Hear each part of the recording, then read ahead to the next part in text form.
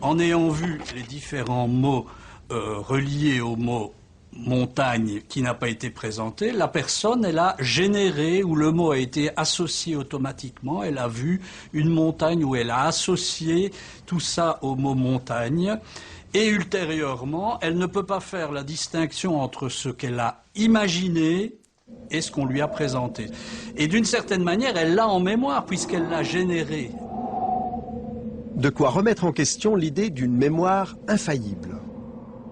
La plupart des chercheurs actuellement dans le domaine de la mémoire considèrent effectivement que la mémoire, c'est un processus de construction. Quand on met en mémoire, on construit un souvenir en fonction de nos croyances, de nos valeurs, de nos buts, de nos conflits. Et de la même manière, quand on récupère un souvenir, on va récupérer ce qui correspond à nos buts, nos croyances, nos valeurs. Donc c'est vraiment un processus de construction. On est loin de la métaphore de l'ordinateur ou de l'appareil photographique. Vous voulez dire quoi, du disque dur qu'on aurait... Voilà, on construit nos souvenirs. Une chercheuse américaine a poussé l'exercice plus loin. Elle a réussi à implanter sciemment dans la mémoire de plusieurs personnes le souvenir d'événements qui ne s'étaient jamais produits. L'une des choses qui m'a impressionnée, c'est que lorsque nous avons essayé d'implanter des souvenirs totalement faux dans la tête des gens, j'ai pu constater à quel point c'était facile à faire. Par exemple, nous avons réussi à faire croire à des gens que lorsqu'ils avaient 5 ou 6 ans, ils s'étaient perdus dans un centre commercial, en leur mentionnant un lieu précis et en citant des personnes présentes. Nous avons réussi à ce que ces gens se souviennent de cette expérience qui était totalement inventée. Et pour y parvenir, nous leur avons dit que leur mère ou leur père nous avait raconté ce qui leur était arrivé quand ils avaient 5 ou 6 ans. Et nous leur avons demandé ce dont ils se souvenaient.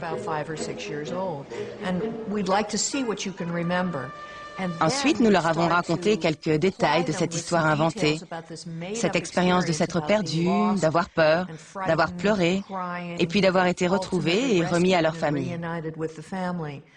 Quand nous avons fait ça pour la première fois dans les années 90, une personne sur 4 a cru à notre histoire et s'est mise à se souvenir partiellement ou totalement de cet événement inventé. Dans une autre expérience, des chercheurs ont emprunté une photo tirée de l'album familial de plusieurs spécimens. À partir de cette image et grâce à un montage, ils ont créé de toutes pièces une photo représentant un tour en montgolfière. Quelques jours après, les scientifiques ont demandé aux spécimens de se replonger dans leur enfance et de commenter leur album. En voyant la photo truquée, une bonne partie d'entre eux se sont souvenus de leur voyage en montgolfière alors que celui-ci n'avait jamais eu lieu. Et plus étonnant encore, ils l'ont raconté avec de nombreux détails. Nous avons donné un nom à ce phénomène. C'est une inflation de l'imagination. Parce que notre recherche a démontré qu'en incitant par exemple des gens à imaginer qu'ils étaient tombés quand ils étaient petits et avaient cassé une vitre avec leurs mains, on les amène à être plus confiants et à croire plus tard que cet événement est réellement arrivé. C'est donc à ça que peut aboutir l'imagination. Et lorsqu'on demande plus tard à ces gens s'ils ont cassé une fenêtre, ça résonne en eux comme quelque chose de familier. Ils croient que c'est vraiment arrivé. Mais cette familiarité est due au fait qu'on leur a fait imaginer cet événement en les aidant à construire ce processus imaginaire. Nous avons essayé nous aussi d'implanter un faux souvenir dans la tête de quelques spécimens avec lesquels nous avions tourné une séquence dans un cinéma.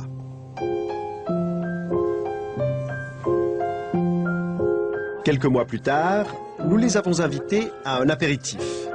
À cette occasion, nous leur avons raconté une fausse anecdote soi-disant survenue lors du tournage.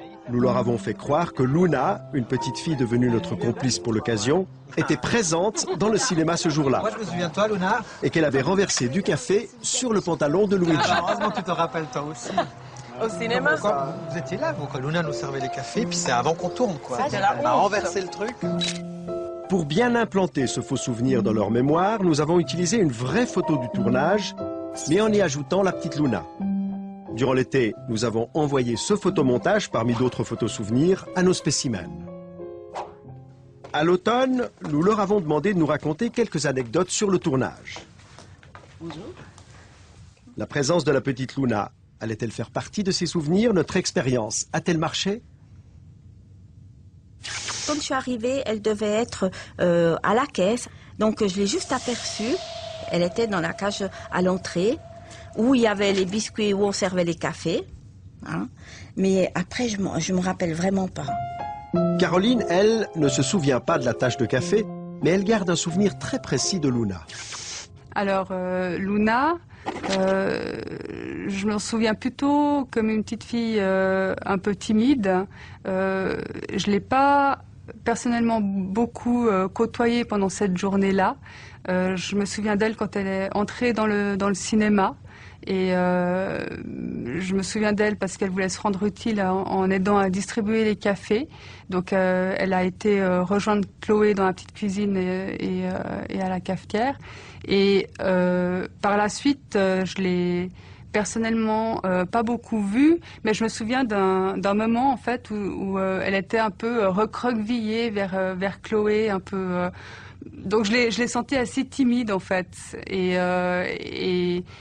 c'est l'image que j'en ai gardée d'elle. C'était une petite fille, visage un peu triste, en tout cas un peu fermé vers la machine à café. Durant cette interview, ce qu'on a essayé de faire avec vous, c'est de vous faire rappeler d'un souvenir qui est faux. Parce que la petite fille qui est sur cette photo, c'est une photomontage. C'est un photomontage. Il n'y a jamais eu de petite fille ce jour-là au cinéma. J'y crois pas. On l'a inventée de toutes pièces, cette petite fille. Et peu à peu, vous êtes arrivé à vous en souvenir. C'est hallucinant. Si c'est vrai, je tombe des nues et je me rends compte à quel point on est manipulé. Et là, ça me vexe un petit peu, en fin de compte. Si c'est vraiment vrai, je sais plus trop où est la vérité de la fiction.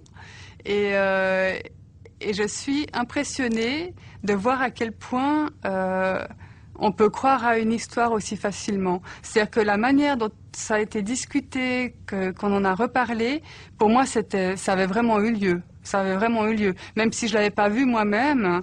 Et heureusement que j'ai pas essayé de faire croire que je l'avais vu moi-même, parce que sinon je me sentirais encore plus mal. Mais c'est comme si vous vous en rappeliez de cette petite fille ce jour-là. Complètement, tout à fait. Et j'ai vraiment l'impression, mais non, elle était là, je suis sûre qu'elle était là.